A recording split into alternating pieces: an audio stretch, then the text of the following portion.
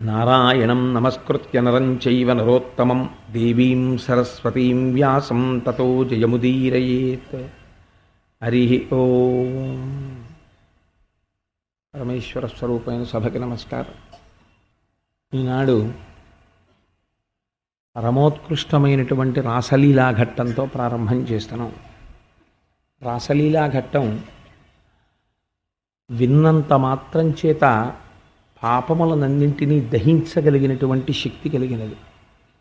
ఆ రాసలీల సామాన్యమైనటువంటి స్థాయిలో విని మనస్సుని పరిశుద్ధంగా ఉంచుకొని అది ఈశ్వరుని యొక్క లీల అని విన్నంత మాత్రం చేత గొప్ప ఫలితాన్ని ఇస్తుంది.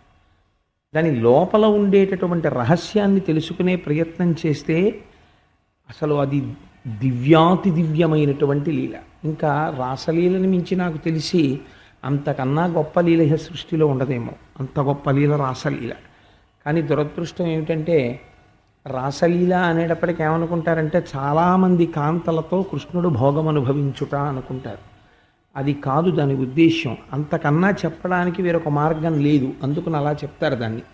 అది ఎలా ఉంటుంది అన్నది నేను మీకు ఎక్కడికక్కడే వివరణ చేసే ప్రయత్నం చేస్తాను. ఒక విహంగ వీక్షణంగా మీరు దాన్ని అందుకునే ప్రయత్నం చేస్తారు అని భావిస్తున్నాను. శరత్కాలం వచ్చింది. శరత్కాలంలో పౌర్ణిమ, మంచి వెన్నెలతో కూడినటువంటి రాత్రి. మనం శరన్నవరాత్రులు అని చేస్తూ ఉంటాం కదా. శరత్కాలంలో ఉండేటటువంటి చంద్రుడికి మాత్రమే ఒక పేరుంది, పరిణత చంద్రుడు అని పిలుస్తారు ఆయన్ని. ఆ కాలమునందు వచ్చేటటువంటి వెన్నెల చాలా విశేషంగా ఉంటుంది. ఆ శరత్కాల పౌర్ణమి నాటి రాత్రి కృష్ణ భగవానుడు యమునా నది సైకతమునందు యమునా నది ఒడ్డున నిలబడ్డాడు. నిలబడి ఆయన వేణునాదం చేశాడు. ఒక గొప్ప మోహన గీతాన్ని ఒకదాన్ని ఆలాపన చేశాడు ఆ వేణువు మీద. చేస్తే ఇక్కడ మీరు దీన్ని చాలా జాగ్రత్తగా పట్టుకునే ప్రయత్నం చేయాలి. అక్కడ అనేక మంది గోపాలురు ఉన్నారు, గోపకాంతలు ఉన్నారు. గోపాలుల గురించి మాట్లాడరు, గోపకాంతల గురించే మాట్లాడతారు. వాళ్ళలో కొంతమంది దూడల్ని విడిచిపెడుతున్నారు పాలు తీయడానికి, మరికొంతమంది పాలు పితుకుతున్నారు, మరికొంతమంది పితికిన పాలని అగ్నిహోత్రం మీద పెడుతున్నారు, మరికొంతమంది పాలని దింపుతున్నారు. అంటే ఇవన్నీ ఒక ఇంట్లో కావు, ఒక్కొక్క ఇంట్లో ఒక్కొక్కలా. మా ఇంట్లో పాలు కాస్తున్న సమయంలో ఉదయం మా చెల్లెలి ఇంట్లో పాలు దింపుతూ ఉండొచ్చు. పెద్ద ఆశ్చర్యం లేదు కదా అది అలా. అందుకని పాలు దింపుతున్నారు. వేరొకరి ఇంట్లో అప్పుడే చల్ల చేసే ప్రయత్నం చేస్తున్నారు. వేరొకరి ఇంట్లో అప్పుడే తన బిడ్డడికి పాలు ఇవ్వడానికి ఒక స్త్రీ ప్రయత్నం చేస్తోంది. ఈలోగా కృష్ణ భగవానుడు ఊదినటువంటి ఆ వంశీరవం వినపడింది. వంశీరవం వినపడగానే ఇక్కడే మనస్సులో కృష్ణ భగవానుడి దర్శనం చేసి ఇంత గొప్ప వంశీరవాన్ని చేస్తున్నటువంటి ఆ మోహనరాగాన్ని పలుకుతున్నటువంటి కృష్ణ పరమాత్మ యొక్క రూపాన్ని చిత్రించుకొని గాఢాలింగనం చేసుకుని ఆ మైమరపు చేత పరవశులై ఇక్కడే శరీరాన్ని వదిలిపెట్టేశారు కొందరు గోపకాంతలు. మరికొంతమంది భర్తలు అడ్డుపడుతున్నా, మామలు అడ్డుపడుతున్నా, మరుదులు అడ్డుపడుతున్నా, కొడుకులు అడ్డుపడుతున్నా మాకు కృష్ణుడితోటి రాసలీల చెయ్యాలి, మేము ఆయన చేత ఆనందం అనుభవించాలి అని వీళ్ళందరినీ తోసేసి కృష్ణుడు ఎక్కడ ఈ వేణువు మీద రాగాలాపన చేస్తున్నాడో అక్కడికి పరిగెత్తుకుంటూ వెళ్ళిపోయారు. వెళ్ళిపోతే కృష్ణుడు వీళ్ళందరినీ చూశాడు. చూసి మీరందరూ సంసారములు చేస్తున్న వాళ్ళు కదా, మీకు భర్తలున్నారు, మీకు బిడ్డలున్నారు, మామలున్నారు, తల్లిదండ్రులు ఉన్నారు, మరుదులు ఉన్నారు. ఇలా వేళకాని వేళలో పరపురుషుడి దగ్గరికి స్త్రీలు పరిగెత్తుకుని వస్తే మానమర్యాదలు మంట కలిసిపోవా? మామకి తెలిస్తే సంసారం పాడైపోదా? వివాహము విచ్ఛిన్నమైపోదా? భర్తకి తెలిస్తే పరిస్థితి ప్రమాదకరంగా ఉండదా? తల్లిదండ్రులకి తలవంపులు కాదా? తోడికోడళ్ళు దెప్పి పొడవరా? కొడుకులు అవమానించరా? మీరు ఎందుకు వచ్చారు ఈ రాత్రి వేళని అడిగాడు. అడిగితే వాళ్ళు కన్నుల వెంట నీటిధారలు కారుస్తూ, కృష్ణ మేము రావడానికి కారణం నీకు తెలుసు, ఇక్కడ వరకు వచ్చిన తరువాత నీ వలన సుఖమును పొందాలని మేము వస్తే ఎందుకు వచ్చావని అడుగుతావా అని అడిగారు. ఇది కొంచెం బాహ్యంలో ఇక్కడ వరకు చెప్పేటప్పటికి పరీక్షిత్తుకే చాలా ఆశ్చర్యం వేసింది. వేసి వెంటనే ఆగండి ఆగండి ఆగండి అన్నాడు శుకుణ్ణి. అని అసలు ఇదేమిటో చాలా తమాషాగా ఉంది, ఇప్పటి వరకు చెప్పినవన్నీ బాగానే ఉన్నాయి కానీ ఇప్పుడు ఈ చీకటి పడ్డం ఏమిటి, ఆయన వేణువు వాయించడం ఏమిటి, వీళ్ళందరూ పరిగెత్తుకెళ్ళిపోవడం ఏమిటి, మగాళ్ళు అడ్డు పెడితే తోసేయడం ఏమిటి, నీ వలన మేము సుఖాన్ని పొందాలని అడగడం ఏమిటి, భగవానుడు ఈ పనులు చెయ్యవచ్చా, ధర్మమును ఆవిష్కరించవలసిన వాడు, ధర్మమును స్థాపించవలసిన వాడు పరకాంతల యందు ఇటువంటి మోహబుద్ధిని జనింపచేయవచ్చా అని అడిగారు. అడిగితే శుకబ్రహ్మ అన్నారు, నువ్వు తొందరపడకు పరీక్షిత్, రాసలీల జాగ్రత్తగా వినే ప్రయత్నం చేయి, నువ్వు దాన్ని అందుకుంటావు అన్నారు. మీకు ఇక్కడ నేను ఒక విషయాన్ని ప్రస్తావన చేయకపోతే నేను రాసలీలని రాసలీలగా ఇలా చెప్పి ఒక మాటతో నేను ముగించగలను. ఇది ఈశ్వరుడు యొక్క లీల. ఈశ్వరుడు చేసేటటువంటి పని యందు యుక్తాయుక్తములను విచారించేటటువంటి అధికారము మనకు ఉండదు. ఎందుకంటే ఒక భర్త ఒక భార్యని దేనికో దెబ్బలాడుతున్నాడు అనుకోండి, మీరు వెళ్ళి అయ్యా మీరు అలా ఎందుకు దెబ్బలాడుతున్నారండి, అలా దెబ్బలాడకూడదు ఇలా దెబ్బలాడాలని మీరు చెప్పకూడదు భర్తకి. ఎందుకంటే అది భార్యాభర్తల సంబంధం అంతే. ఆయన జగత్ప్రభువు. జగత్ప్రభువు అయినటువంటి వాడు జగత్తు యందు ఏది చేసినా దాన్ని అడిగే అధికారం, దాని గురించి విమర్శ చేసే అధికారం మనకి లేదు అని నేను ఒక మాట చెప్పా, లీల పూర్తి చేశాను అనుకోండి, మీరు నా చొక్కా ఏం పట్టుకోరు. ఎందుకంటే శుకుడు కూడా ఈ మాట చెప్పాడు. కానీ నేను వేరొక కోణంలో ఆవిష్కరించే ప్రయత్నం చేస్తాను. అది ఎందుకు ఆ ప్రయత్నం అంటే నేను దాని గురించి ఏమైనా చెప్పగలుగుతానేమో అని ఒక తాపత్రయం. అందుకని మీరు చూడండి, శరత్కాలంలో పౌర్ణమి నాటి రాత్రి యమునా నదీ తీరంలో నిలబడి వేణువు ఊదుతున్నాడు కృష్ణ భగవానుడు. ఈ వాక్యాన్ని మీరు చాలా జాగ్రత్తగా గమనించండి. యమునా నది ఒడ్డునే ఎందుకు వేణువు ఊదాలండి? మీకు నేను కృష్ణ జననంలో ఒక మాట చెప్పాను, మీకు జ్ఞాపకం ఉండి ఉంటుంది. యమున కాల ప్రవాహమునకు గుర్తు. సూర్యుడికి ఒక కొడుకు ఒక కూతురు. కొడుకు యముడు, కూతురు యమున.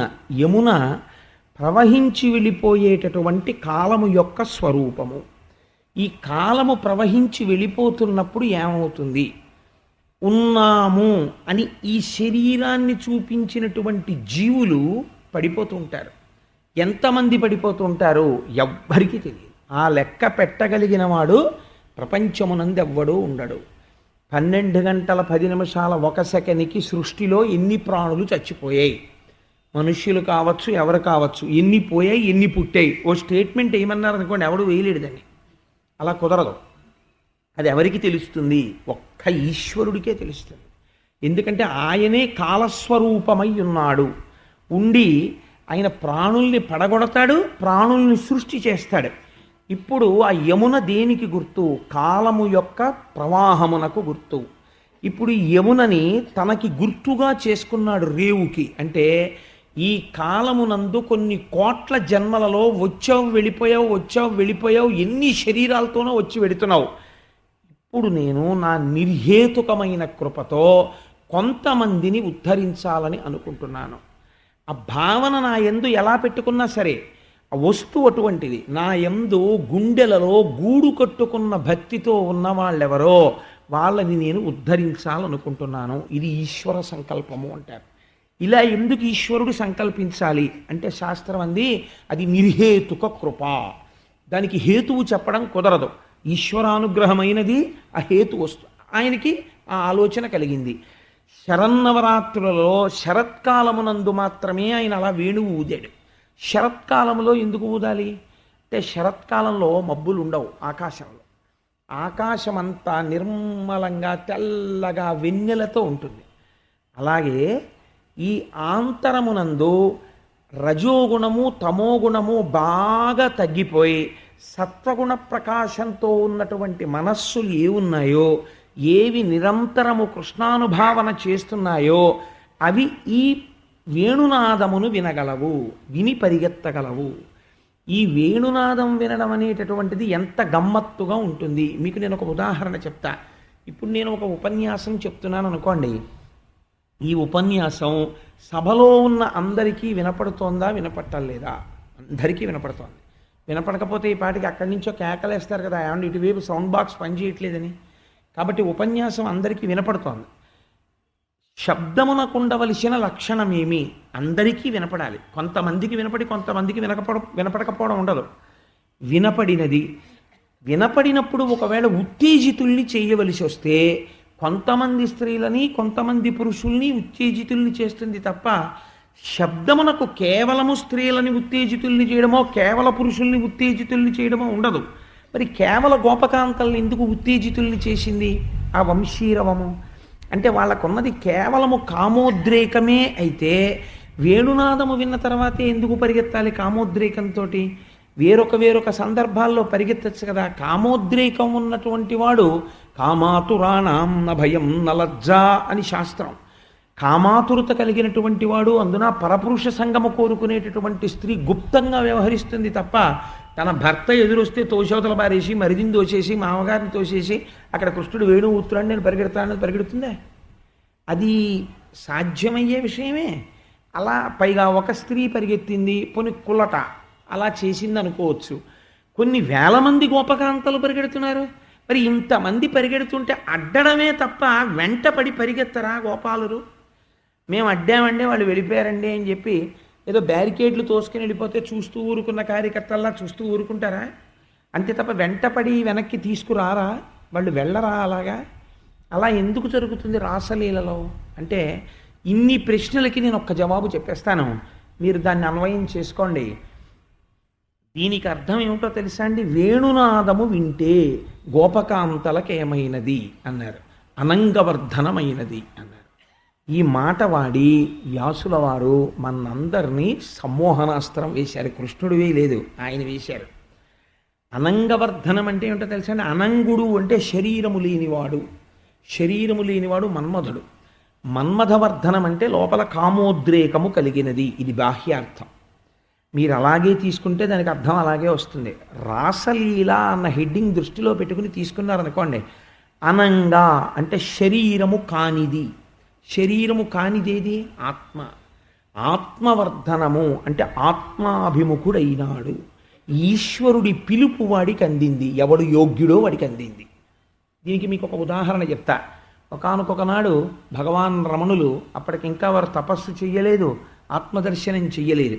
వారు పిల్లవాడిగా ఉండగా ఒకనాడు వీధిలో వెళ్ళిపోతున్నారు.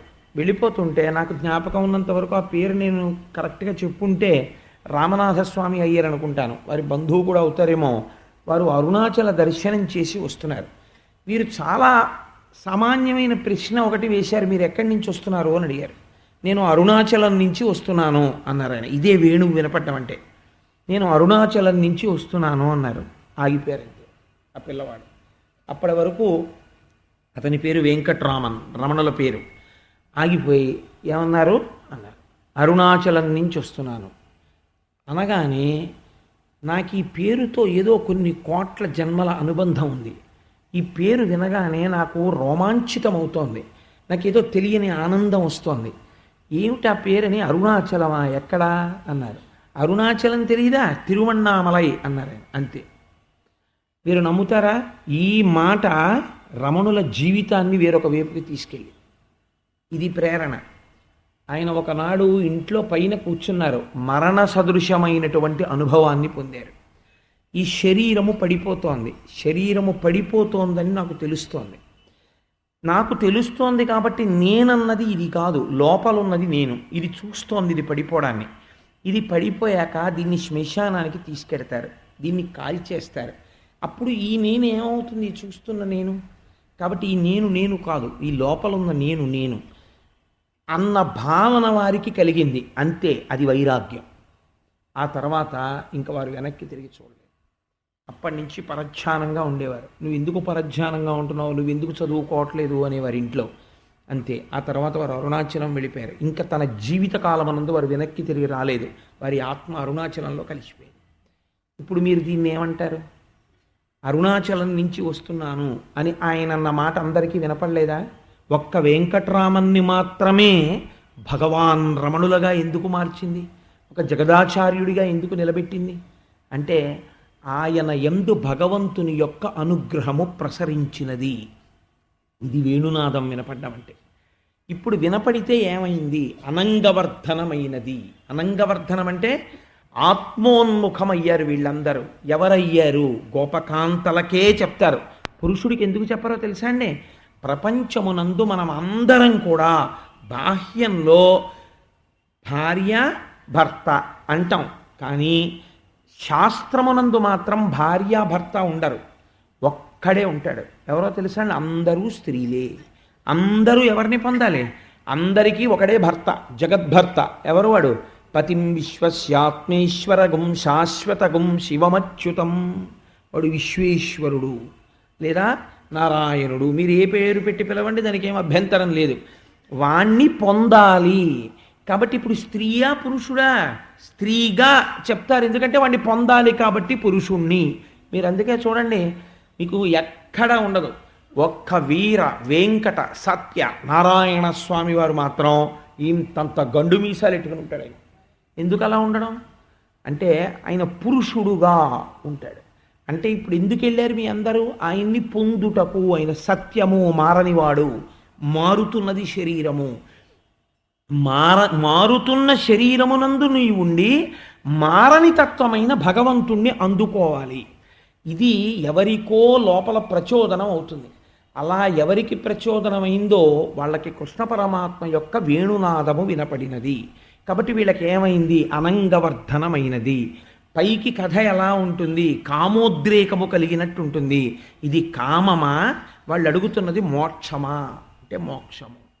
కాబట్టి ఇప్పుడు వీళ్ళందరూ ఎవరు? ఆత్మసుఖమును అభిలషిస్తున్న వాళ్ళు. ఆత్మానందము ఎలా ఉంటుంది? వాక్కు చేత చెప్పడం కుదరదు. కాబట్టి ఇప్పుడు దీన్ని ఎలా చెప్పాలి? మధురభక్తితో చెప్పాలంతే. మధురభక్తిని ఎలా చెప్తారు అంటే నాయిక నాయకుల వలన చెప్తారు. అందుకే మీకు గమ్మత్తు తెలుసా అండి? మహాజ్ఞానులైపోయి ముక్త పురుషులైపోయి మోక్షాన్ని పొందడానికి అధికారులైపోయి ప్రారబ్ధం కోసం శరీరంలో ఉన్న మహాపురుషులందరూ కూడా ఒకే రకమైనటువంటి గీతాలు రచిస్తారు. అందులో ఏముంటుందో తెలుసా అండి? తాను నాయిక, పరమేశ్వరుడు నాయకుడు, ఎలాగైనా నన్ను నువ్వు పొందు అని రాసుకుంటారు.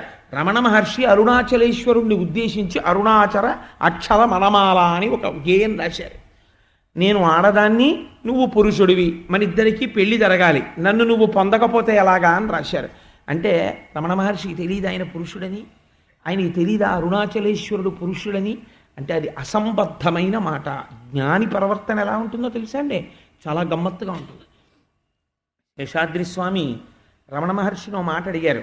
అరుణాచలేశ్వరుణ్ణి ఆరాధన చేయడం వల్ల అరుణాచలేశ్వరుడి అనుగ్రహం తొందరగా కలుగుతుందంటారు, ఏమంటావు? అంటే రమణుల స్థితిని చూద్దాం అనుకున్నారు. ఆయన ఏం మాట్లాడలా. ఓ 20 మాటలు అడిగారు. అడిగాక అన్నారు, ఎవరు ఎవరిని పూజిస్తారన్నారు. ఉన్నదొక్కటే వస్తువు, ఎవరెవరిని పూజిస్తారు అంటే జ్ఞాని ఆ స్థాయికి చేరిపోతాడు.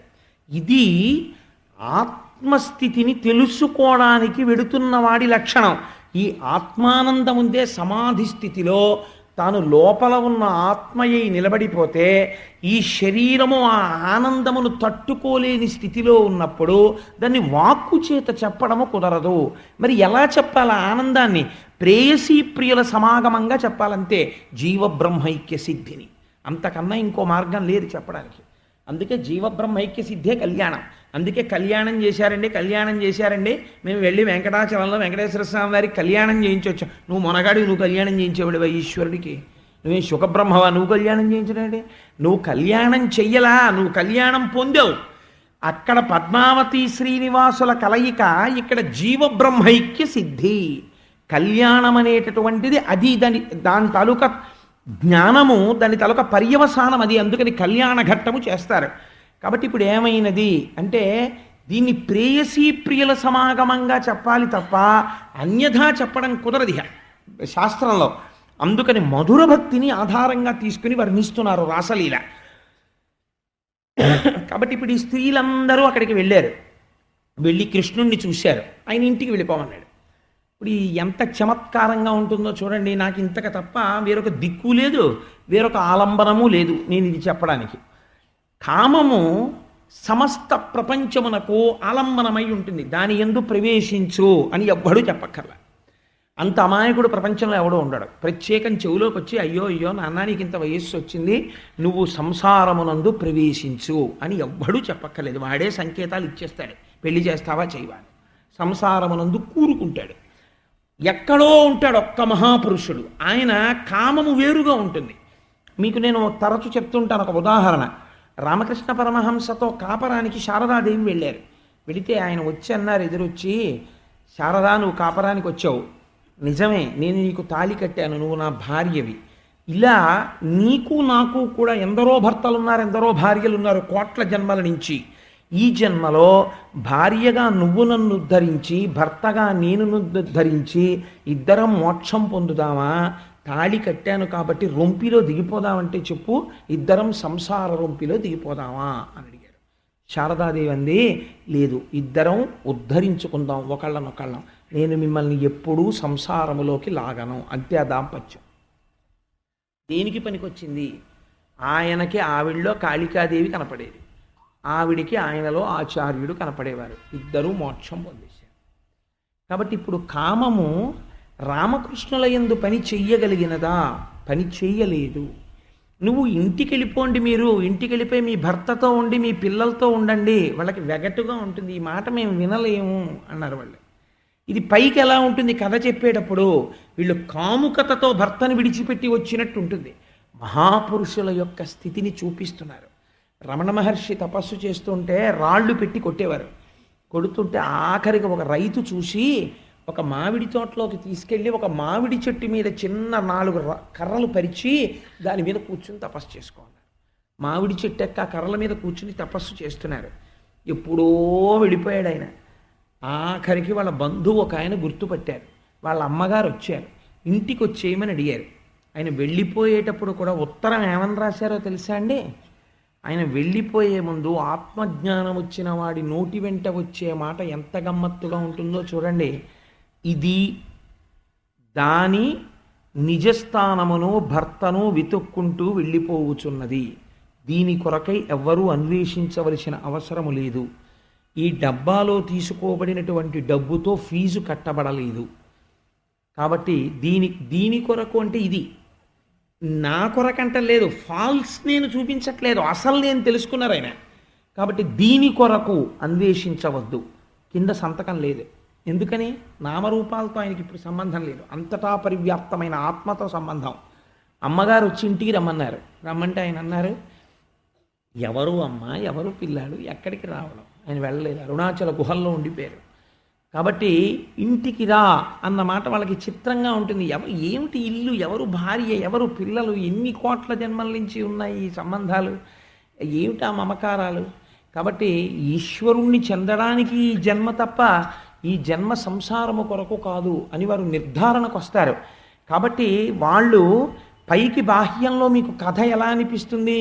ఒళ్ళు తెలియని కామంతో ప్రవర్తిస్తున్నటువంటి జారునిల కథలా ఉంటుంది రాసలీల. మీకు అంతే అర్థమైనట్లుగా మాట్లాడారనుకోండి, భగవంతుడి పట్ల, భాగవతుల పట్ల, ముక్త పురుషుల పట్ల భయంకరాపరాధం జరిగిపోతుంది. కాబట్టి రాసలీల తెలిస్తే మాట్లాడాలి, తెలియకపోతే ఊరుకోవాలి, అంతే తప్ప దాని జోలికి వెళ్ళకూడదు. కాబట్టి ఇప్పుడు వాళ్ళు ఏమన్నారు? కృష్ణ పరమాత్మ పాదాల దగ్గరికి వచ్చి పట్టుకుని, అయ్యా స్వామి, నీ చరణ సేవకులకు సంసార భయము మాన్పి శ్రీకరంపు పట్టు కలిగి కామదాయి అయిన కరసరోజమ్ము మా మస్తకములను నిచిమనుపు మీషా అన్నారు. ఎంత గొప్ప మాట చూడండి. ఈ పద్యంలో మీరు ఎక్కడైనా వాళ్ళు కామోద్రేకంతో ఉన్నారు అని నాకు చూపించండి. నీ చరణ సేవకులకు సంసార భయము మాన్పి, ఎవరు నీ పాదములు పట్టుకుంటున్నారో వాళ్ళకి సంసార భయం పోతోంది. ఇప్పుడు వాళ్ళు సంసారాలు వదిలిపెట్టొచ్చింది మోక్షం కోసమా, కామం కోసమా? సంసార భయము మాన్పి శ్రీకరంపు పట్టు కలిగి. శ్రీ అన్న మాటకు అనేక అర్థాలున్నాయి. శ్రీ మోక్షం, ఆ మోక్ష సంపదనీయగలిగినటువంటి నీ చేతిని మా మస్తకములను నిచి మా తల మీద ఉంచి మమ్మల్ని రక్షించు ఈశ్వర అన్నారు వాళ్ళు. అంటే వాళ్ళు అడుగుతున్నది మోక్షాన్ని అడుగుతున్నారు ఆ కోపకాంతలందరూ కూడా. అంటే కృష్ణ పరమాత్మ అన్నారు, అలా మీరు రానుకూడదు, నన్ను అడగనుకూడదు. ఇంత రాత్రివేళ నేను వంశీరవం చేస్తే మీరు పరిగెత్తుకొచ్చి పైగా నాతో సుఖం అభిలషించి నాతో ఉంటానంటారా? తప్పు, మీరందరూ ఇంటికి వెళ్ళిపోవాలన్నారు. అంటే వాళ్ళన్నారు, అయ్యో ఎన్నో జన్మల తర్వాత మా తపము ఎలమిని పండి చేరితి మెట్టకేలకున్, ఎన్ని సంవత్సరాల నుంచో ఎన్ని జన్మల నుంచో మేము చేసినటువంటి తపస్సు పండితే ఈశ్వర నీ పాదాల దగ్గరికి చేరుకున్నాం. మమ్మల్ని తిరిగి వెళ్ళిపోమంటావా? మా మగల చేరనొల్లము, తిరిగి మా భర్తల దగ్గరికి వెళ్ళన్న మాట నువ్వు అనకూడదు. ఎందుకని? వాళ్ళు లౌకికమైనటువంటి పతులు. అది సంసారమునకు హేతువు. మాకు అదొద్దు. మాకు జగత్పతి అయినటువంటి నిన్ను చేరిపోతాం ఇంకా. అందుకని మాకు సంసారమొద్దు. మా మగల చేరనొల్లము పద్మగంధముల్ మరిగిన తేటులితర కుసుమమ్ముల పొంతకు పోవనేర్చునే అని అడిగారు వాళ్ళు. పద్మములోంచి వచ్చేటటువంటి సువాసనలను ఆఘ్రాణించడానికి అలవాటు పడిపోయినటువంటి తుమ్మెద ఏ పువ్వు దగ్గరికి పడితే ఆ పువ్వు దగ్గరికి వెళ్ళి దాని వాసన పీలుస్తుందా? పతి అని పిలవబడేటటువంటి వాడు, భరించేటటువంటి వాడు, రక్షించేటటువంటి వాడు, ఆ లక్షణములు ఉన్నవాడివి నీవు మమ్మల్ని దరి చేర్చాలి. ఎన్ని జన్మల నుంచి తిరుగుతున్నామో ఇలాగా, మాకు మోక్షం ఇవ్వాలి. నువ్వు మళ్ళీ మా పతుల దగ్గరికి వెళ్ళిపో అంటావని మేము వచ్చాం అనుకుంటున్నావా? మేము మళ్ళీ తిరిగి వెళ్ళడానికి నీ దగ్గరికి రాలేదు. మాకు తిరిగి రావలసిన అవసరం లేని మోక్ష పదవినిమ్మన్నారు. అంటే పరమాత్మ ప్రీతి చెందారు వాళ్ళ మాటలకి. అంటే వెళ్ళడం ఒకెత్తండి, వెళ్ళి నిలబడడం ఒకెత్తు. దీనికి చాలా తేడా ఉంటుంది. మీకు నేను ఒక ఉదాహరణ చెప్తాను. అరుణాచలం వెళ్ళిపోయారు రమణ మహర్షి, వెళ్ళి నిలబడ్డం చాలా కష్టం. యజ్ఞోపవీతం తీసి విసిరిశారు. ఆఖరికి పెట్టుకున్న గోచి కూడా తీసి విసిరారు. ఎందుకు ఇవన్నీ దేహం నేను కానప్పుడు అనిపించింది అంతే. ఆయనకి కూర్చుని తపస్సు చేసుకున్నారు, రాళ్ళెట్టి కొట్టారు, గుండు గీయించేసుకున్నారు, పాతాళలింగం దగ్గరికి వెళ్ళిపోయారు. ఎవ్వరికీ అందరూ మనుషులు ఉండే చోట ఉండాలనుకుంటారు. ఆత్మజ్ఞాని ఎవరు లేని చోట ఉంటానంటాడు. అందుకని పాతాళలింగం దగ్గర కూర్చున్నారు. తేళ్ళు జర్రిలు కరిచేసాయి, మాంసం ఊడిపోయింది, నెత్తురు కారిపోయింది, అట్టలు కట్టేసింది. ఆయన అలాగే కూర్చున్నారు. శేషాద్రి స్వామి వచ్చి బయటికి తీశారు. కాబట్టి ఎలా ఉంటుంది వాళ్ళ పరిస్థితి అంటే బ్రహ్మమునందు రమించేటటువంటి స్థితిలో ఉంటారు. ఇప్పుడు ఈ స్థితిని తట్టుకోగలిగితే, వైరాగ్యము అంత గట్టిగా నిలబడితే, విడిచిపెట్టగలిగితే, తపస్సునందు నిలబడితే భగవంతుడే కావాలని ఇక్కడే కనపడతాడు ఈశ్వరుడు. అప్పుడు పొందేటటువంటి ఆనందం ఏది ఉంటుందో దాన్ని సింబలైజ్ చేస్తారు, అంటే సంకేతిస్తారు. దాన్ని ఎలా సంకేతిస్తారంటే ప్రియుడు ప్రేయసి ఇద్దరూ కలిసి ఆడుకుంటున్నట్టుగా చూపిస్తారు. అంటే ఇప్పటి వరకు జీవుడు అనబడ్డవాడు బ్రహ్మముతో ఐక్యము చెందుతాడు. ఈ బ్రహ్మైక్యమునందు కలిగేటటువంటి ఆనందానుభూతి ఏది ఉందో అది ప్రేయసీ ప్రియుల సమాగమమునందు కలిగేటటువంటి ఆనందముగా చూపిస్తారు. కాబట్టి రాసలీలలో మీకు పైకి ఎలా కనపడుతుంది? అనేక మంది గోపకాంతలు కృష్ణుడు కలిసి ఆడుతున్నట్టు కనపడుతుంది. కానీ అది నిజమా? సంకేతిస్తున్నారు. అది బ్రహ్మానందమును వాళ్ళు అనుభవిస్తున్నారు. కాబట్టి ఇప్పుడు ఏమంటారు? నడుములు వీగియాడ, చిరునవ్వులు నివ్వటిలింగ, హారముల్ విడివడ, చూట్కి మెరుంగులు పర్వ, మేఘలల్ వదల, ఘర్మముల్ నొడమ, కురుల్ చెలింప, శృతిభూషణముల్ చెలింప సకృష్టలై, పడత కొలాడు చుంచలగి పాడిరి మేఘ తటిల్లతా ప్రభన్ అంటారు. మేఘం మీద మెరుపులు ఎలా ఉంటాయో అలా వాళ్ళందరూ కలిసి కృష్ణుడితో ఆడుతున్నారు. ఒక కృష్ణుడితో ఇన్ని వేల మంది ఎలా ఆడతారు? ఏకకాలమునందు బ్రహ్మైక్య సిద్ధిని ఇంతమంది భాగవతులు ఎలా పొందగలుగుతున్నారు? అంగనామంతరే మాధవం మాధవం మాధవం చాంతరే నంగన ఇద్దిదా కల్పకౌ మండలే మధ్యగౌ సంజ్ఞకౌ వేణునా దేవకీనందన. గోపిక గోపిక గోపిక గోపిక మధ్యలో కృష్ణుడు, కృష్ణుడు కృష్ణుడు మధ్యలో గోపిక. ఎంతమంది అయినా ఏకకాలమునందు మోక్షానుభవాన్ని పొందుతారు. ఇంతమందితో కలిసి కృష్ణుడు ఆడుతున్నాడు రాసక్రీడ. ఇంతలోనే కొంతమంది గోపకాంతలు చూసి వీణలు మీటుతున్నారు, కొంతమంది మృదంగధ్వని చేస్తున్నారు. వీళ్ళందరూ ఆడుతుంటే నడుములు వీగియాడ, వీళ్ళ నడుములన్నీ కదిలిపోతున్నాయి. నడుములు వీగియాడ, చిరునవ్వులు నవ్విటిలింగ, ఆ చిరునవ్వులు నవ్వుతూ ఉన్నారు. హారముల్ సుడివడ, ఆ వేసుకున్న హారాలన్నీ పెనవేసుకుపోయాయి. మేఘలల్ వదల, శృతిభూషణముల్ చెలింప, కురుల్ చెలింప, ఆ వెంట్రుకలన్నీ కదిలిపోతున్నాయి. చెవులకు పెట్టుకున్న ఆభరణాలు కదిలిపోతున్నాయి. ఘర్మముల్ నొడమ, ఒంటికి చెమట పట్టేసింది. పడతొకలాడుచుంచలగి పాడిరి మేఘతటిల్లతా ప్రభన్. ఇదంతా ఎక్కడిది?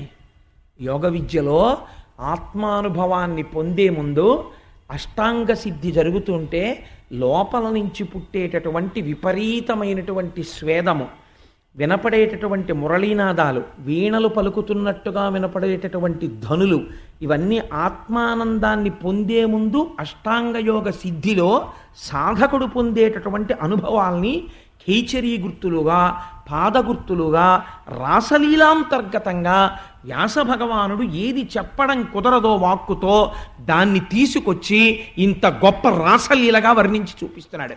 కాబట్టి గోపకాంతలందరూ కలిసి కృష్ణుడితో కలిసి రాసలీలానందాన్ని పొందుతున్నారు. జీవులు సంసార సుఖాన్ని పొందుతుంటే ఎవరు తప్పట్లు కొట్టరు, ఎవరు పొంగిపోరు. అది పశు ప్రవర్తన, దానికి ఎవడూ పొంగిపోక్కర్లేదు.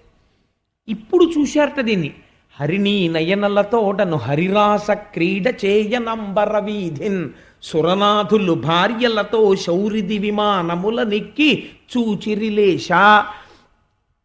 మోక్షాన్ని పొందుతున్న వాణ్ణి చూసి ఇన్ని జన్మల తర్వాత ఈశ్వరుడితో ఐక్యం అవుతున్నాడని దేవతలందరూ పొంగిపోతారట. ఎవరా దేవతలు? ఎక్కడుంటారు? ఈ శరీరంలోనే ఉంటారు. ఒక్కొక్క అవయవం దగ్గర ఒక్కొక్క దేవత ఉంటాడు. అన్నిటికన్నా అందుకే దరిద్రమునకు హేతు ఎక్కడి నుంచి వస్తుందో తెలుసా అండి? ప్రపంచంలో దరిద్రం రావడానికి ప్రధాన కారణములలో ఒకటిగా ఏది చెప్తారంటే కాలు మీద కాలేసి రుద్దుకుని కడుక్కోవడం. అలా ఎవడు కడుక్కుంటాడో వాడి ఇంట్లో దరిద్రం కూర్చుంటుంది. కాలు మీద కాలు వేసి రుద్దకూడదు. దేవతలు పాదములను పట్టి ఉంటారు. అందుకే పాదాలకి నమస్కారం చేస్తారు. ఎవరిదైనా వాళ్ళ యొక్క ఉపాసన బలం పాదములలో ఉండేటటువంటి నాడులను పట్టి ఉంటుంది. నేను ఆ పాదములకు నమస్కారం చేస్తారు తప్ప ఉపన్యాసం చెప్పి నోటి దగ్గరికి వచ్చేవాడు నోటికి నమస్కారం పెట్టడం, లేకపోతే అయ్యో పాపం ఇంత బుద్ధినిచ్చింది కదా అని బుర్రకి నమస్కారం పెట్టడం. వచ్చి కూర్చున్న కాళ్ళు ఏం చేసేయి? తీసుకురావడం తప్ప. పోనీ అవి కూడా నడిచి వచ్చాయంటే దొరగారు కారు తీసుకొచ్చింది, కారుకు పెట్టాలి నమస్కారం. అంటే పాదాలకు పెడతారు. పాదాలకు పెట్టడం ఎందుకండి అంటే ఉపాసన బలమంతా ఎక్కడ కేంద్రీకృతం అవుతుందంటే పాదముల యందుండేటటువంటి నాడుల యందు అంది శాస్త్రం. అందుకని పాదములకు నమస్కరిస్తారు. రెండు వినయం వంగడంలో. ఇంత పైకి నిలబడే తల ఇలా కిందకు వంగుతుంది. అన్నిటికన్నా ప్రపంచమునందు గొప్ప పుణ్యము లక్ష్మి కలగడానికి హేతువేది అంటే ఆ శిరస్సు వంగడంలోనే లక్ష్మి వస్తుంది. ఎంత వినయం రాని లక్ష్మి ఆశ్రయిస్తుంది. కాబట్టి కాలు మీద కాలు వేసి రుద్దారనుకోండి, ఒక దేవతల్ని అవమానం చేసినట్టు లక్ష్మి విడిచిపెట్టి వెళ్ళిపోతుంది. కాబట్టి ఇప్పుడు ఎక్కడున్నారు ఈ దేవతలందరూ? శౌరిది విమానముల నెక్కి చూచిరిలేశ. ఈ శరీరంలోనే ఉన్నారు. ఇన్నాళ్ళకి వీడు ఈ శరీరంతో, అందుకే దీన్ని ఋతుమంతము అంటారు. అందుకే ఉదయం భోజనం చేస్తే మధ్యాహ్నం సత్యం తర్తేన పరిశించామి, రాత్రి పలహారం చేసేటప్పుడు ఋతంత్వా సత్యేన పరిశించామి. ఇది ఋతుమంతము. ఇందులో ఉండి సత్యాన్ని తెలుసుకుంటున్నాడు. ఇన్నాళ్ళకి ఈ శరీరం పనికొచ్చింది, దీనితో బ్రహ్మాన్ని తెలుసుకున్నాడు, బ్రహ్మాన్ని పొందాడు అని దీన్ని ఆవహించిన దేవతలు ఆనందపడతారు. అదే హరిణీ నయనలతోడను హరిరాస క్రీడ చేయనంబర వీధిన్ సురనాథులు భార్యలతో శౌరిది విమానముల నెక్కి చూచిరిలేశ. రమణీ నయనలతోడను రామానుజుడాడ చూచి రాగిల్లిమనో రాముల మీద వియచ్చర రామలు మూర్చిల్లిపడిరి రాజమహేంద్ర. లోపల ఉండేటటువంటి భావ పరంపరలన్నీ అణిగిపోయి, వాసనలన్నీ అణిగిపోయి, కేవలము తాను ఆత్మస్వరూపిగా నిలబడిపోయి ఇంద్రియాలన్నీ పనిచేయడం మానేసి సమాధి యందు లోపల ఉన్న జ్యోతిస్వరూపమేదో అదే తానుగా ఉండిపోతాడంతే.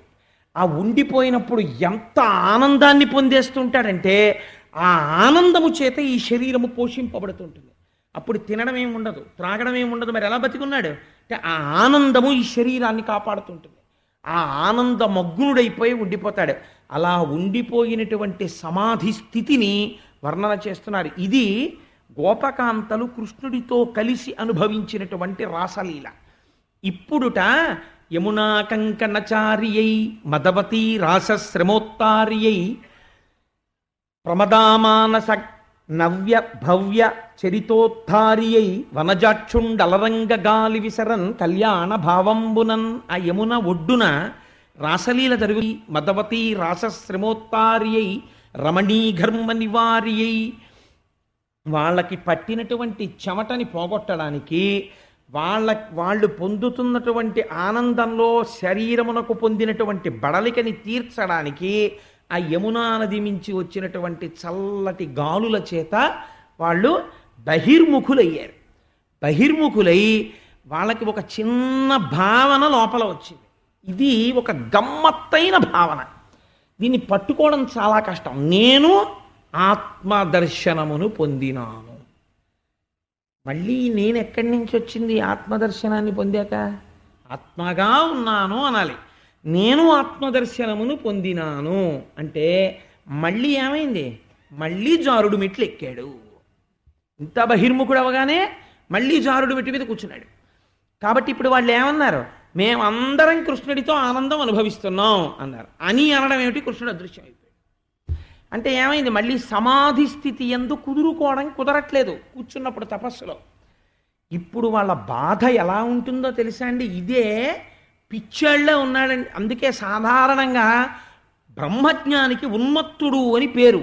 పిచ్చివాళ్లే ఉంటాడు, అలా వెళ్ళిపోతూ ఉంటాడు, ఒక చోట ఉండడు, ఏవో తనలో తాను చదివేసుకుంటూ ఉంటాడు, ఎవ్వరూ లేని చోట కూర్చుంటాడు, ఏమిటో తనలో తాను చెప్పుకుంటూ ఉంటాడు, నవ్వేసుకుంటూ ఉంటాడు, ఆ బ్రహ్మముతో అనుసంధానం అయిపోతుంటాడు, బాహ్య ప్రపంచముతో అనుసంధానం ఉండదు. ఇది పిచ్చివాళ్లే కనపడుతుంది. కాబట్టి పిచ్చాడు, ఉన్మత్తుడు అంటారు. వీళ్ళ స్థితి ఎలా అయిపోయిందో చూడండి.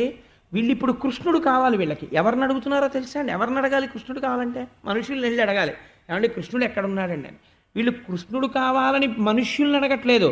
పున్నాగ కానవే పున్నాగ వందితు తిలకంబ కానవే తిలక నిటలు, ఘనసార కానవే ఘనసార శోభితు బంధూక కానవే బంధుమిత్రు, మన్మథ కానవే మన్మథాకారు నివంశంబ కానవే వంశరదను, చందన కానవే చందన చర్చితు కుందంబ కానవే కుందరదను, ఇంద్రభూజను కానవే ఇంద్ర విభవు, ప్రియక పాదవ కానవే ప్రియ విహారు, కువల వృక్షయ కానవే కువలయేషు.